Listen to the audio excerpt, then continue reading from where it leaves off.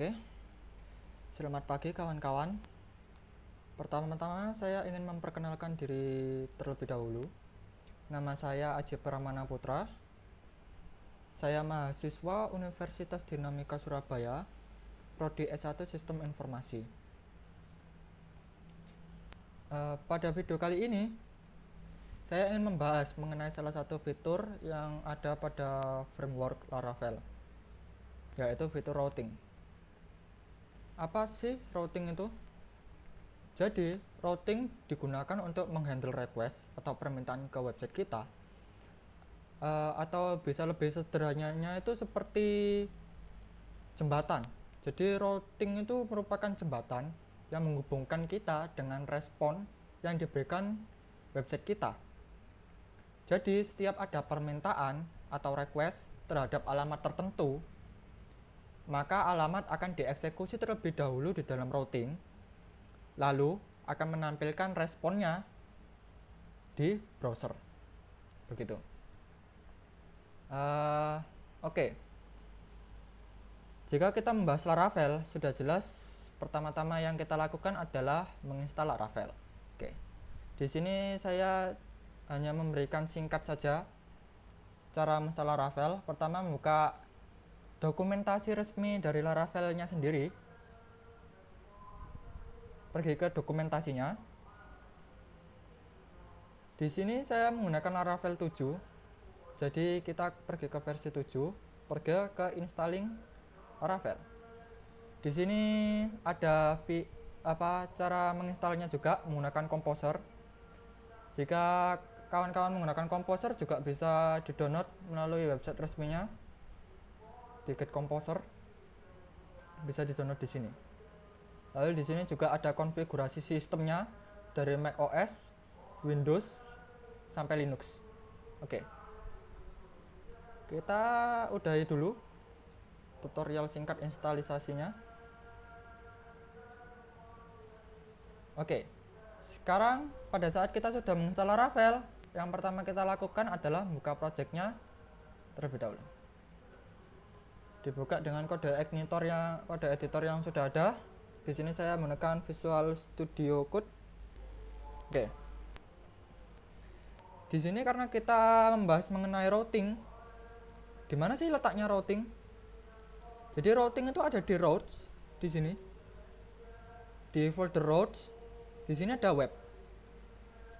Web.php. Web.php itu digunakan apa? Jadi web.php ini digunakan untuk membuat routing web. Jadi tempat kita menyimpan route itu di sini. Gitu. Dan yang kita lihat di sini merupakan adalah tampilan basic routing dari Laravel. Nah, di sini saya ingin memberitahukan sesuatu. Get ini digunakan apa? Get ini digunakan adalah sebuah metode yang diizinkan untuk mengakses route-nya.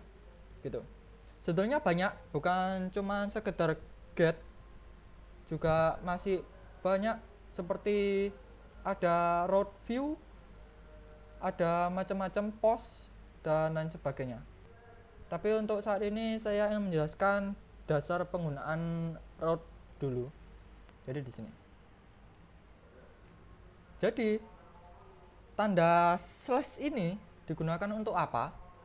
Jadi slash ini digunakan menunjukkan route yang didefinisikan untuk halaman utama. Jadi halaman route pada website kita itu biasanya 127.0.0.1.2.8000.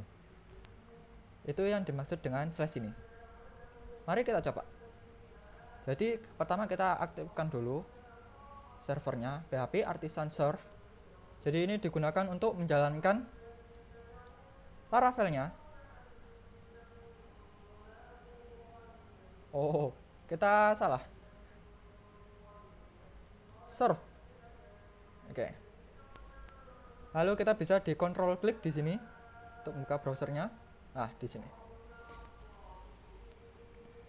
Nah, lalu bagaimana kita bisa mendapatkan tampilan ini gitu? Di sini kita juga keluar dari temanya dikit. Di sini ada view welcome. Apa yang dimaksud view welcome? Welcome ini bisa diartikan nama file. Jadi bisa dilihat di situ di defaultnya adalah nama foldernya ada di view welcome.bat.php gitu. Jadi yang dimaksud dengan view ini, kita tuh pergi ke resource view, di sini ada welcome. Nah, di sini tadi sempat saya merubah sedikit. Jadi di sini tempat kita merubah halaman welcome tadi. Jika kita kembalikan lagi, juga kembali. Oke, gitu. Kita kesampingkan dulu view-nya, kita nggak pergi ke sana untuk kali ini.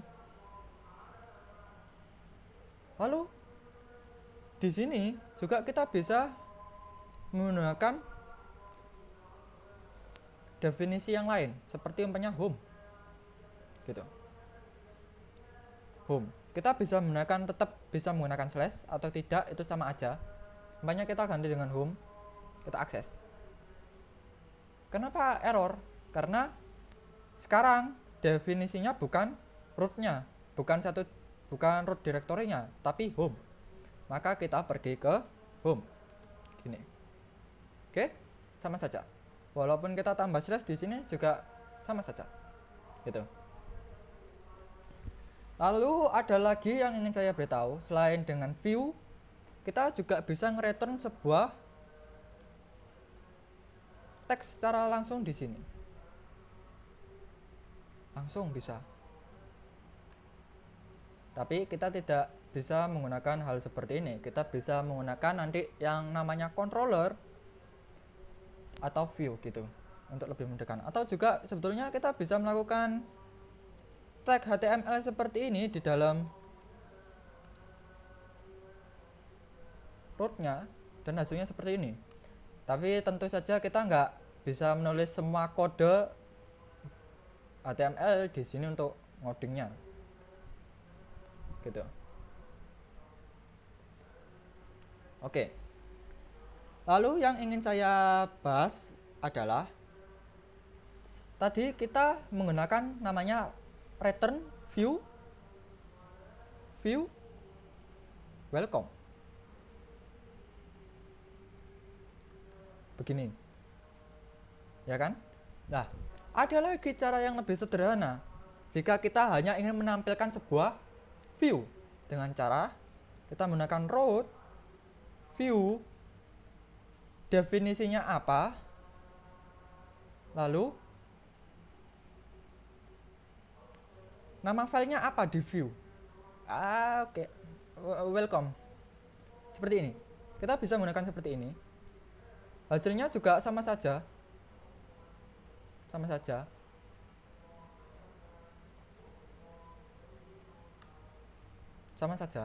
gitu. Nah, jika kita menggunakan root yang sama seperti ini, ya siapa yang akan dipakai gitu? Pertanyaannya kan gitu. Yang dipakai adalah root yang terakhir. Jadi umpamanya kita ganti umpamanya root terakhir. Oke. Jika kita menggunakan ini, maka yang dibaca adalah yang terakhir sini, bukan yang di atasnya. Begitu. Oke. Untuk penggunaan root mungkin sudah mulai sedikit ada pemahaman. Nah, di sini di root sendiri itu kita juga bisa menggunakan parameter. Parameter itu sebetulnya ada 2 atau mungkin ada 3. Jadi kita bisa menggunakan 1 parameter, 2 parameter, kita bisa menggunakan optional parameter gitu. Jadi contohnya seperti ini. Kita komen saja, kita gunakan yang ini. Nah, jadi gini. Pada saat kita bagaimana cara menggunakan optional parameter atau parameter di route-nya dengan cara ID. Makanya kita ingin memasukkan sebuah namanya ID gitu di function $id gini. Nah, di sini lalu kita jalankan. Nah, set. Kenapa error? Karena di sini bukan opsional, tapi dia kayak bukan opsional, jadi harus wajib diisi gitu. Bisa didefinisikan seperti itu. Jadi jika kita menggunakan ini, berarti parameter yang kedua ini, definisi kedua ini wajib untuk diisi gitu. Mari kita coba isi terlebih dahulu. Jadi kita coba set 01 gitu. Tidak menampilkan apa-apa karena memang kita belum menampilkan sesuatu. Sebentar, saya konfigurasikan dulu biar gampang. Oke. Nah, lalu bagaimana cara kita menampilkannya gitu? Namanya ID. Kita bisa menggunakan begini. ID sama dengan titik, kita panggil $nya. ID. Gini. Nah. Oke. Lalu kita coba refresh. ID sama dengan 01. Bagaimana jika kita ganti?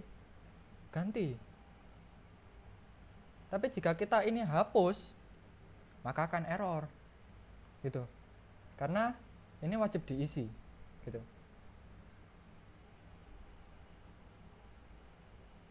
Oke, mari kita ini komen. Bagaimana jika kita pengen ini tuh jadi sebuah default gitu. Jadi bisa ada, bisa enggak gitu. Ya kita bisa menggunakan tanda tanya. Tanda tanya ini indikator sebagai opsionalnya gitu. Lalu kita bisa nyoba. Nah, kenapa tetap error gitu? Karena kita belum melakukan konfigurasinya di sini. Kita harus mendefinisikan sebagai apa gitu. Nah, baru bisa. Jadi home ini bisa diakses tanpa parameter atau bisa diakses dengan parameter opsional gitu. Atau kita bisa menggunakan default, umpamanya jika tidak ada ID-nya, maka ID kosong gitu. Jadi jika ini kita hapus, maka ID kosong gitu. Jika kita isi juga bisa gitu.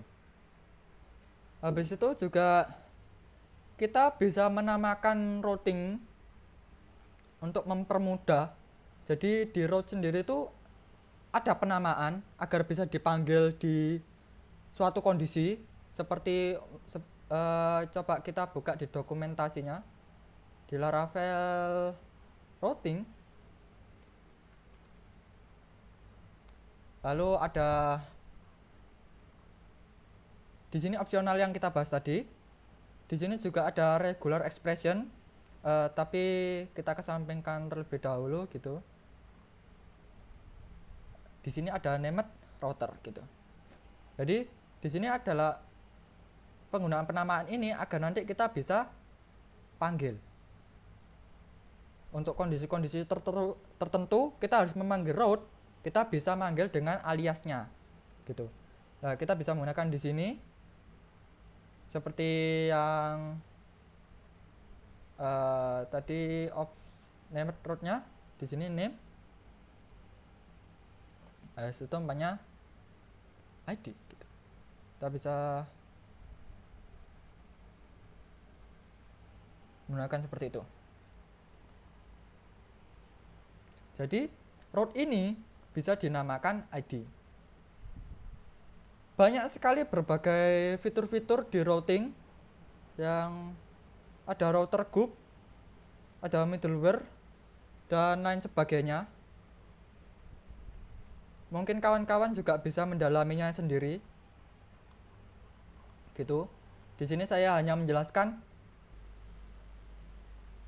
dasar-dasar dari penggunaan route gitu. Jadi sekian dari video saya. Maaf jika ada salah kata ataupun kesalahan yang tidak disengaja. Selamat pagi.